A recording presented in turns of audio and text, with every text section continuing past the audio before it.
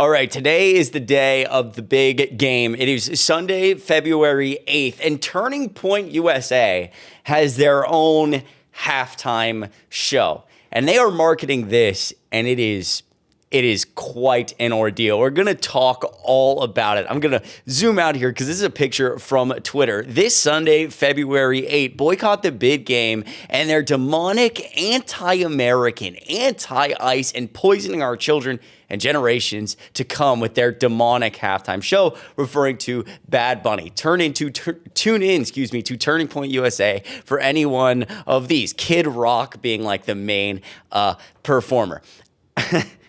I cannot wait to see the analytics for how many people tune in to what could possibly be the biggest halftime show ever for the big game versus this Kid Rock.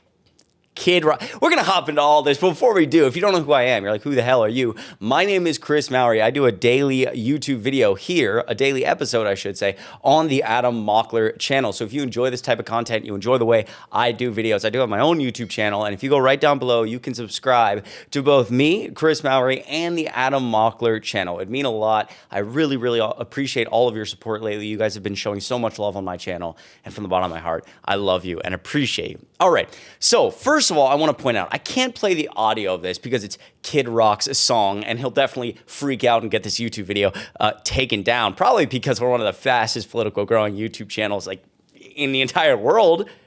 The Mockler fan base here, we need to nickname the Mockler movement, if you will.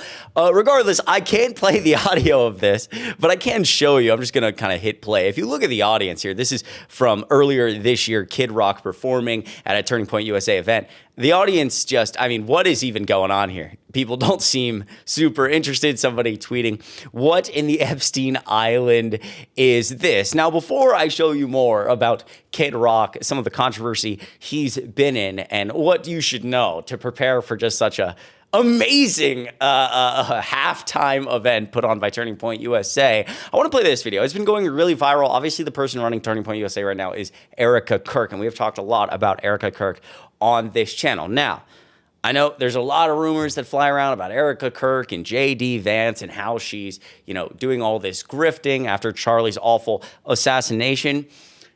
I tend to not have too many opinions about this. It's kind of hard to say one way or another Erika Kirk's what's going on in her head, especially after what we watched with Charlie Kirk. So I'm going to play this video, and I need your help. I want to know what you think about all of this in the comments down below. Let's take a look, and we'll talk about it after. Erika, what about the guys you dated before Charlie? I was here for 5 years. I never dated here because I saw vicariously through my roommate how terrible it was. You were proposed to by Charlie in 2020. You started dating him in 2018, and 3 years before that, you were dating this guy, Tyler Massey. I mean, you guys would do couples photo shoots.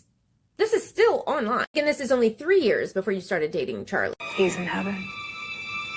Yeah, and 2 years later, you were dating this guy, Cabot Phillips, and here he is posting you guys on his public page saying, yes, we're that couple who gets painting lessons together. Again, this is a year before you started dating Charlie, and well within the 5-year period you claim to have never dated anyone, but you were out here dissing your roommate for dating. I always thought it was very strange how she would go to drinks with one guy and then go to dinner with another. Somehow getting drinks was the replacement of having coffee and breakfast. I personally would rather have coffee or brunch with someone than go. I don't drink. I find it unproductive. And why are you here drinking and dating on a reality show that actually was filmed the year you met Charlie?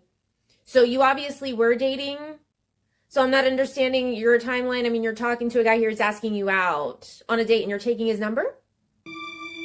And here you are on your date. I've honestly spent the majority of my life being one of the most sought-after bachelors. Oh, great. But I'm just really excited to spend some one-on-one time with Erika. I really do like her, and I'm excited to get to know her a little bit more. Erika, hello? I just want to understand how you so confidently lied to our faces when this footage was on national television, and you know the footage is out there. The pictures of your boyfriends that you dated are still public online, and you know that, but you still lie like this. Stop. Wait, isn't Cabot Phillips your ex-boyfriend? Why is he now the speaker of Turning Point USA? leading speeches of how to lead like Charlie. What's going on, Erika? Stop. He's also the senior editor for the Daily Wire, the one outlet that your husband was having active beef with at the time, connected to Netanyahu. So Stop. Right. So what else are you lying about? Because you're a liar. Point blank period. You're a liar. And we just proved that. So this is still publicly accessible on social media. And you lied about that. You also lied about dating, but you were on a reality show dating the same year you met Jesse. You know what I mean? What else are you lying about? Like bigger things?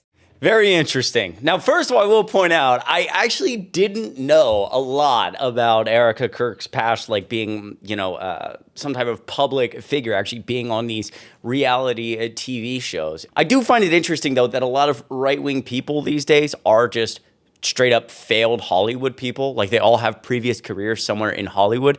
And that's always disheartening to me because I don't know. I wish people talked about politics because they cared about politics, not because they want to be well known and they couldn't make it through the traditional means. So now they want to be well known through politics. It's just, I don't know. It's disheartening. But all of this is very, very, very interesting. And maybe this is me taking too soft of a position here, but I tend lately to not try to butt my head in too much about what Erika Kirk's motivations are, especially after what happened to her husband. So I'm going to rely on you. I want to see what you think in the comments down below. I do read all of your comments and other things we've talked about on this channel. This blew up all over the internet. I know you know it. Why the hell did JD Vance and Erika Kirk hug like that? The vice president had an uncomfortably close embrace with Charlie Kirk's widow for everyone to witness. This photo, obviously, very, very well known. And now with the hand on the back of the head. And again, something we actually just saw in this video, that just very recently in December of 2025, Cabot Phillips, who is Erika Kirk's ex-boyfriend, actually hosting a panel at Turning Point USA, How to Lead Like Charlie.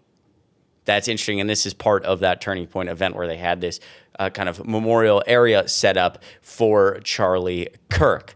Now, that is what's been going on with Erika Kirk. Obviously, we've talked a lot about it. She's, running Turning Point USA and this Turning Point USA halftime show that is going to just dominate the airwaves as opposed to Big Bunny. Again, I can't play the audio of this, but this is originally the first Turning Point USA event after what happened to Charlie Kirk. And this is Kid Rock playing. Again, I can't play the audio, but you see people dancing here. The crowd really just look at this. People look so just electric. They look so excited. Look at that. They're really... people are just going ballistic. And what I like about this crowd, too, if we play it one more time and go back to this kind of shot, look how diverse it is. I mean, I just love the diversity of the Republican Party. It's not just a total and complete sea of white, which is amazing, right? CNN actually posted about this a day ago because one of Kid Rock's songs is resurfacing from 2021 where he talks about individuals who are underage. It sounds like a crazy segue for me to be like, wow, he's talking about kids that are underage. He's performing at Turning Point USA. He's America First, and Donald Trump was best friends with Epstein. He's all over the Epstein files. It's very clear that the president is protecting pedophiles, or is one or both. That sounds like a crazy segue, but also like how am I about to play lyrics of someone who's this big ordeal on the day of the big game? He's so America First. And of course he has songs about underage kids. Like, you can't make this up. It's supposed to be a skit, but you literally can't make this up. Take a listen. Rock song Cool Daddy Cool has resurfaced on social media with lyrics about underage girls. And it's sparking backlash ahead of the alternative halftime show he is headlining during Super Bowl Sunday. Organized, the All-American Halftime Show hasn't commented on the lyrics, but the conservative group says it wanted to give a performance option that promotes faith, family, and freedom. Social media is reacting. They chose him for their halftime show, their alternative All-American halftime show. Says a lot of what they think All-American should look like, right? For Turning Point USA and MAGA, those lyrics are All-American. You literally can't make this shit up.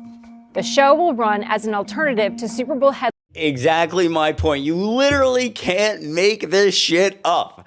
Of course, it's the all-American alternative to Bad Bunny at the big game. And again, just to be clear here, the lyrics, this graphic here I pulled up says, "Dear MAGA, Kid Rock lyrics, young ladies, I like them underage. See, some say that's statutory, but I say it's mandatory. Bad Bunny lyrics about pedophilia, 0.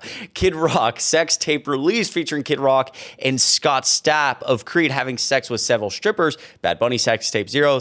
Kid Rock has been arrested 4 times for assault. Bad Bunny arrest, 0. And then at the bottom here, if I move this up for you, Kid Rock Grammy Awards, 0. Bad Bunny Grammy Awards, 6. But no, this is the real patriot, the amazing artist, Kid Rock. And one more thing I want to point out about Kid Rock, which this is fairly recent, 2024. Rolling Stone journalist says Kid Rock brandished gun, repeatedly used N-word during an interview. I remember making a TikTok video about this. So through this interview, he's like drinking and he's waving a gun around. Apparently, he starts yelling about slavery. When he asked, the interviewer asked Kid Rock if he was on the wrong side of history, the singer reportedly said, no, quote, "It was the Republicans that freed the effing slaves." This guy seems super, super, super smart. Quote, "It's worth mentioning these are not the only times Richie drops the N-word during my visit," referring to Kid Rock. "It'd be easy to label this as the rantings of a drunk racist, but as with everything Richie does or Kid Rock, it's hard to know how calculated it all is." So again, like Kid Rock, just an awful human being. And of course, having lyrics about underage individuals, waving firearms, using the N-word, a racist piece of trash. But he's the all-American halftime show for today. So let me know what you think of all this in the comments down below. Let me know which show you're going to tune into. I'd love to know in the comments down below. I really appreciate you watching this video. Truly, it means the world. Once again, my name is Chris Mowrey. This is my one daily episode here on the Adam Mockler channel. Make sure you subscribe to both me and Adam Mockler down below, and I will see you tomorrow.